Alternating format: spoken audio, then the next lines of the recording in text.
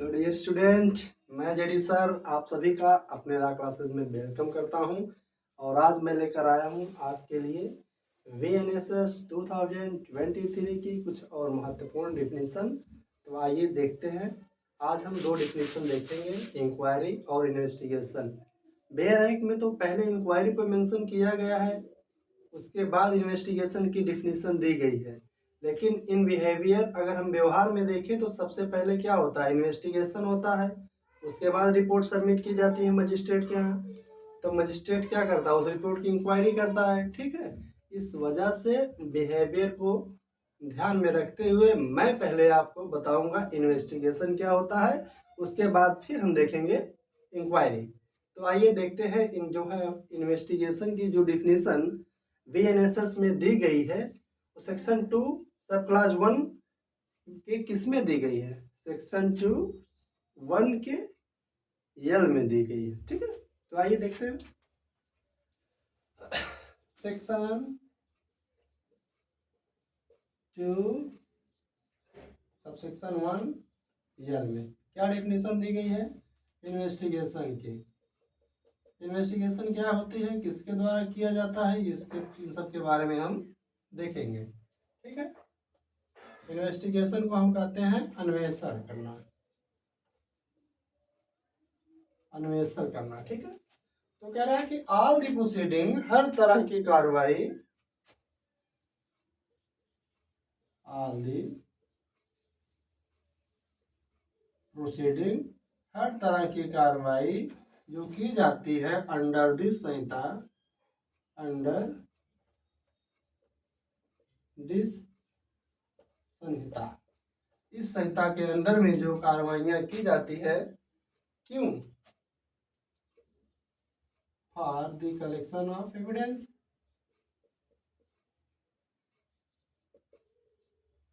Collection of evidence, वो क्या कहलाती है, इन्वेस्टिगेशन। इन्वेस्टिगेशन का की पॉइंट ही यही है, मुख्य बात यही है कि ये एविडेंस का कलेक्शन करने के लिए ही किया जाता है। अब इन्वेस्टिगेशन कौन कर सकता है, किसके द्वारा कंडक्ट की जाती है, तो आइए इसके बारे में देखते हैं। ठीक है, कंडक्टेड बाय, दिख रहा है नहीं, इधर से दिख रहा है ना, कंडक्टेड बाय, देखिए पुलिस ऑफिसर, पुलिस ऑफिसर। क्या मजिस्ट्रेट इन्वेस्टिगेशन कर सकता है, can magistrate also do investigation, can magistrate also do investigation, no, magistrate investigation नहीं कर सकता। Magistrate can't do investigation, but magistrate can authorise any other person for doing investigation.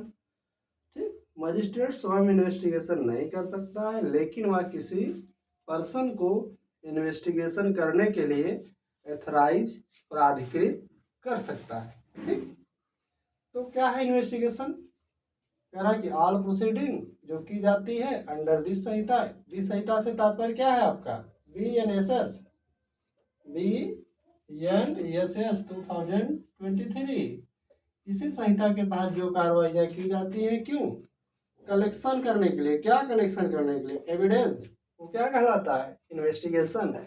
और यह किसके द्वारा की जाती है, तो यहाँ लिखा है कंडक्टेड बाय पुलिस ऑफिसर, या और किसके द्वारा, हमने बताया कि मजिस्ट्रेट किसी अदर पर्सन को ऑथराइज कर दे तो वो भी इन्वेस्टिगेशन कर सकता है। ठीक है, तो यहाँ लिखते हैं, देखिए कंडक्टेड बाय पुलिस ऑफिसर और एनी अदर पर्सन, और any other person who is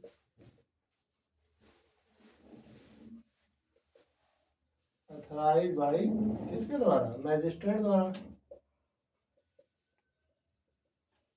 तो वो भी इन्वेस्टिगेशन कर सकता है। ठीक, जैसे आप देखते हैं ना, अब चैप्टर 13 में हम एक बार फिर चलते हैं आपको लेकर। जो चैप्टर 13 में क्या दिया गया है, चैप्टर 13 में यहाँ पर हम सेक्शन 175 के बारे में बात करेंगे। सेक्शन 175 क्लास 1 बताया है अगर कोई कॉग्निजेबल ऑफेंस हैपेंड होता है, यदि कोई संज्ञेय अपराध घटित होता है, तो उसमें पुलिस अधिकारी without permission of the magistrate, magistrate के परमिशन के बिना उसमें क्या कर सकता है, इन्वेस्टिगेशन कर सकता है। लेकिन सेक्शन 175 क्लास 3 में मजिस्ट्रेट भी पुलिस ऑफिसर को परमिशन दे सकता है या अलाउ करता है कि वो क्या करे, इन्वेस्टिगेशन। या तो विदाउट मजिस्ट्रेट के परमिशन से इन्वेस्टिगेशन कर ले, और फिर आगे बता रहा है कि मजिस्ट्रेट क्या करता है, परमिशन देता भी है इन सेक्शन में 175 क्लास 3 में। ठीक, तो इसी कुछ और बातें मैं बता दूं, और भी बहुत सी बातें हैं जो इन्वेस्टिगेशन के अंतर्गत आएंगी। Many other following kinds of things which is comes under the investigation, जैसे नॉर्मली तो जो है डायरेक्ट मेंशन किया हुआ यही है कि हर तरह की वह कार्रवाई जो इस संहिता के तहत की जाती है एविडेंस को कलेक्ट करने के लिए, वह इन्वेस्टिगेशन कहलाती है, जो पुलिस ऑफिसर द्वारा या किसी और पर्सन द्वारा, जो मजिस्ट्रेट द्वारा अथॉराइज किया जाए, उसके द्वारा किया जाता है। ठीक, और इधर हमने सेक्शन 175 का क्लास 1 क्लास 3 बताया कि सेक्शन 175 क्लास 1 में police officer without permission of the magistrate क्या कर सकता है, इन्वेस्टिगेशन। लेकिन मजिस्ट्रेट परमिशन 175 क्लास 3 में देता भी है कि भाई आप इन्वेस्टिगेशन करिए। और इससे जुड़ी हुई कुछ सामान्य बातें मैं भी यहाँ देख लेता हूँ, इन्वेस्टिगेशन में और क्या क्या चीजें आएंगी। जैसे जहाँ पर अपराध हुआ है उस क्राइम सीन पर पुलिस ऑफिसर क्या करेगा, इन्वेस्टिगेशन कैसे करेगा, भाई कहाँ अपराध हुआ है, उस क्राइम सीन पर जाना, to visit the crime scene, वैसे बोल दे रहा हूँ, ठीक है, लिखने में ज़्यादा टाइम जाएगा। तो क्राइम सीन पर जाना, मामले के तथ्यों और परिस्थितियों से परिचित होना, टू अवेयर द केस और सर्कमस्टांसेज ऑफ द केस, ठीक, मामले की परिस्थितियों और मामलों के बारे में अवगत होना। ठीक, और जो अक्यूज होगा उसकी क्या करना, एग्जामिन करना, जो सस्पेक्टेड ऑफेंडर है उसको अरेस्ट करना, और घटना के बारे में, ठीक है, अपनी राय बनाना, make opinion about the case या about the matter of the case. ठीक, और चार्जशीट बनाना, जब इन्वेस्टिगेशन कर देगा एट लास्ट में क्या होता है, फाइनल में एक चार्जशीट बनाएगा, आरोप पत्र, और चार्जशीट बना के जो भी अधिकारिता रखने वाला मजिस्ट्रेट होगा उसके वहाँ वह चार्जशीट सबमिट कर देगा। तो मजिस्ट्रेट फिर क्या करेगा, आगे इंक्वायरी करता है उस रिपोर्ट के आधार पर, भाई जो पुलिस ने चार्जशीट लगाई है उसमें सारी बातें सही है कि नहीं है। ठीक है, तो अगली डिफिनीशन हम क्या देखेंगे, इंक्वायरी की। तो आइए देखते हैं इंक्वायरी क्या है। अगर किसी को इसमें कुछ देखना है तो देख लो 1 मिनट के लिए, फिर मैं मिटा के आगे इंक्वायरी बताता हूँ। ठीक है, मैं साइड में हट जाता हूँ। चलिए अब इसको मिटा लेते हैं, इंक्वायरी देखते हैं।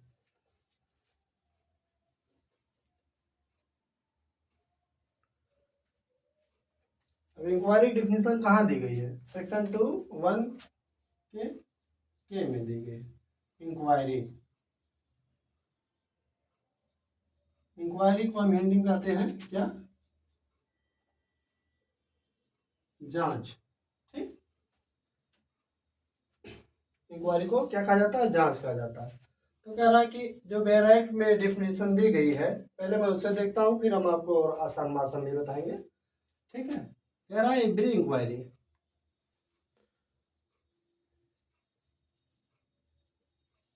हर तरह की इंक्वायरी। ठीक, एवरी इंक्वायरी जो क्या है, अदर देन ट्रायल, जो ट्रायल नहीं है, every inquiry other than trial. ठीक, वो क्या है, इंक्वायरी है, हर प्रकार की इंक्वायरी जो ट्रायल नहीं है वो क्या है, इंक्वायरी है, जांच है। कंडक्टेड अंडर दिस संहिता, जो किस तरह आधारित होती है या किस पे आधारित होती है, किस तरह से की जाती है। Every inquiry other than trial conducted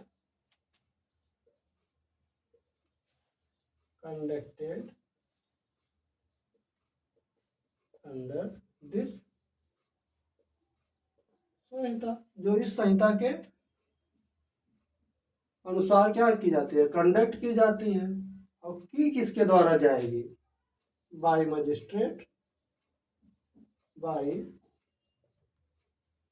magistrate और कोर्ट।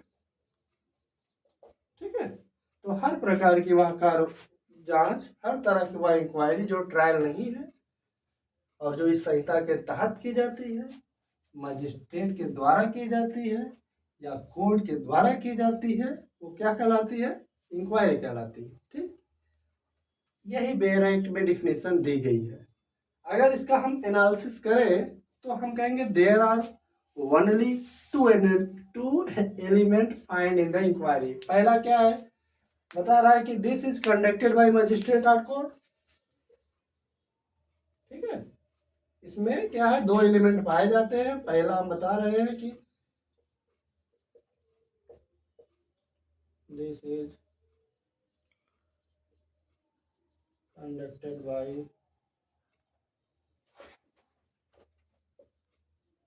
मजिस्ट्रेट और कोर्ट, या मजिस्ट्रेट या कोर्ट द्वारा की जाती है। और दूसरा इसमें बता रहा है कि क्या, दिस इज जुडिशियल प्रोसीडिंग, या क्या है, न्यायिक कार्रवाई है।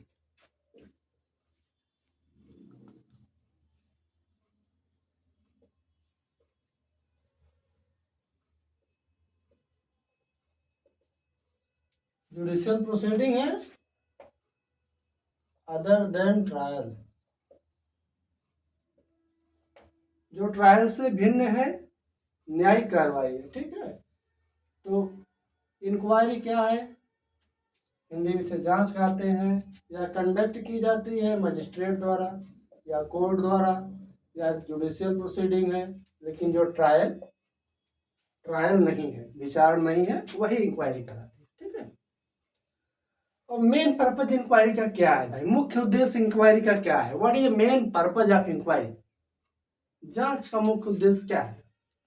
तो main purpose of inquiry to find out the reality of fact, किसी तथ्य की वास्तविकता का पता लगाना, यही इंक्वायरी का मेन पर्पज है।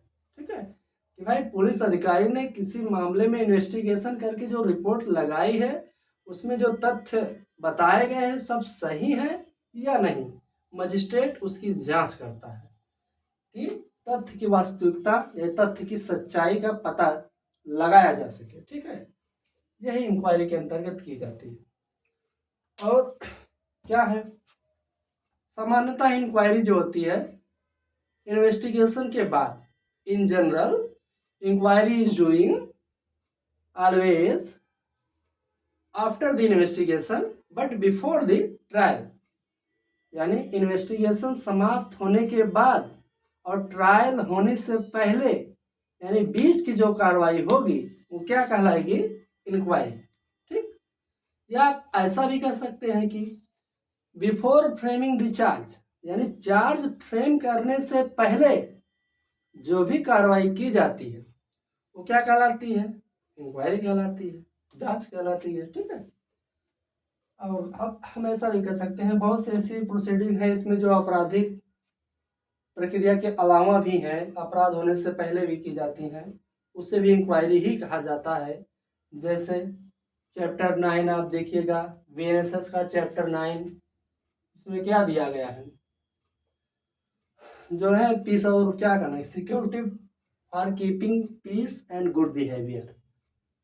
और आपका चैप्टर जो है 10 है, उसमें भी बताया गया है कि जो order of maintenance of wives children and parents है। और चैप्टर 9 से चैप्टर 14 से लेके चैप्टर 17 जो भी प्रोसीडिंग होती है वो भी इंक्वायरी ही कही जाती है। ठीक है, whatever proceeding is doing under the chapter of 14 to 17 that is also known as a inquiry, यही है इंक्वायरी। तो आज हमने दो महत्वपूर्ण डेफिनेशन कवर किया, इन्वेस्टिगेशन और इंक्वायरी। फिर हम आपको मिलेंगे अगले सेशन में एक नई डेफिनेशन लेकर, तब तक के लिए बाय बाय।